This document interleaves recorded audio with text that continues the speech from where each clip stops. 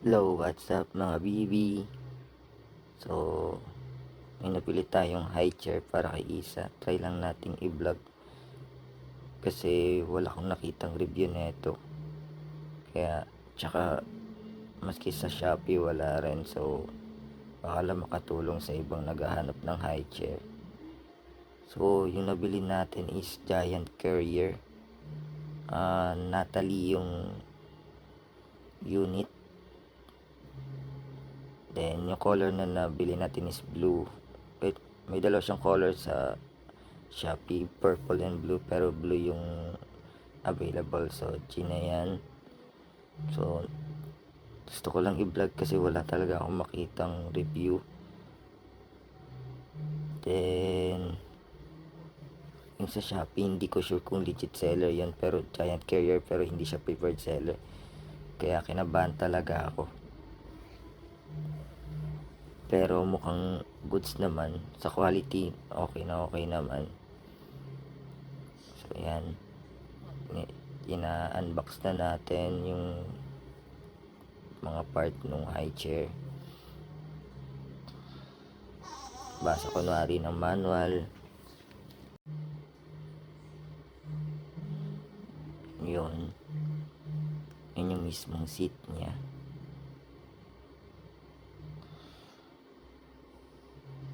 So, nabili ko nga to ng around 3,899.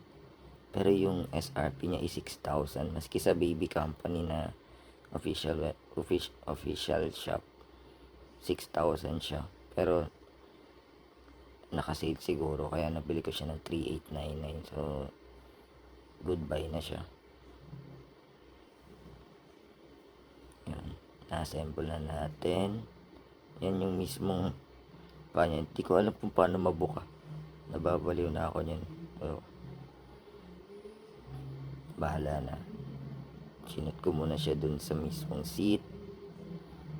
Safe naman kasi meron siya ng parang mga lock na parang push button.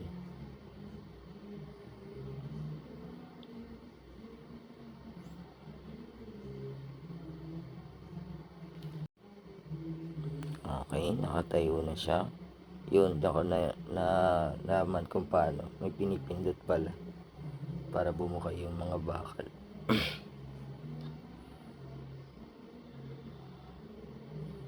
Okay. Basa ulit ko na rin ng manual. Ayan, kakabit na natin yung parang foot peg niya. Meron din niyang lock, so safe na safe.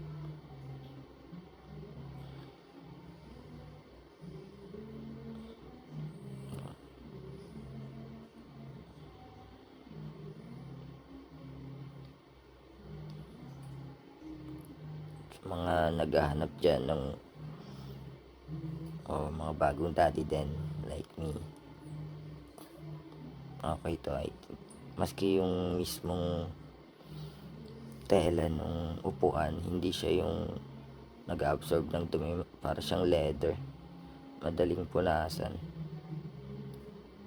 Makikita niyo yan sa final kapag buo na. So yun, halos buo na siya. Nalagay ko na yung mga nalock na rin. Sobrang secured na niyan. Okay.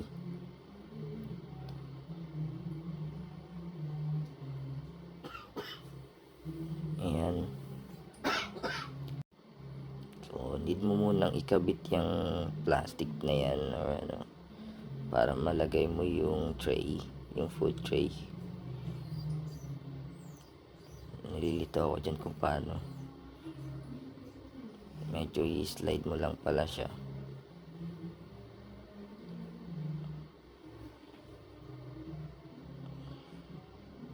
Yan, pakita natin ng mas malapit. Shoot mo lang, then yan, konting pokpok lang. Okay, ito na yung food tray.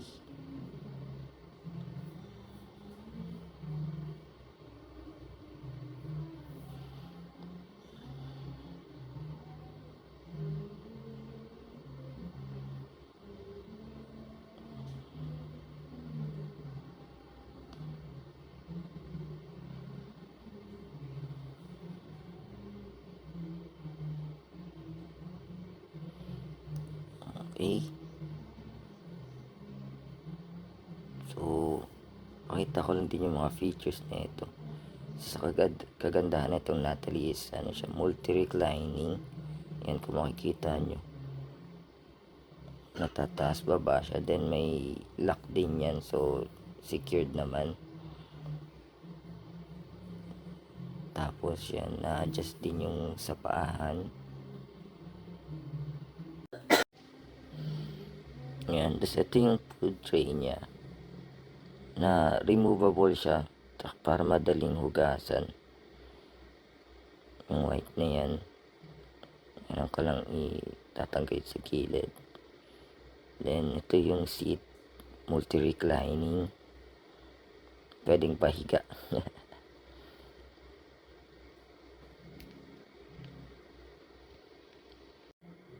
Yan, tapos 5-point seat harness na rin. Safe na safe si baby. Kasi isa sa nagustuhan ko is ayan, kung papakita kung very compact siya. Maliliitan mo siya. Ayan, parang ganyan. Pwede mo na siyang ilagay na sa gilid lang, hindi yung kumakain ng sobrang space. Ayan. Ayan, kung makikita nyo, diba parang leather yung seat mismo. Madali lang linisan.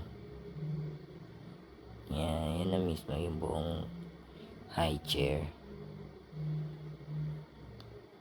Sulit naman, sulit. 5 out of 5 para sa akin. Hindi sponsored. Charat. Yun o, si Isa. Nakastasi niya kumain, kaya kailangan may high chair na. Sobrang likot pa. Bye-bye. Yun lang po. Thank you.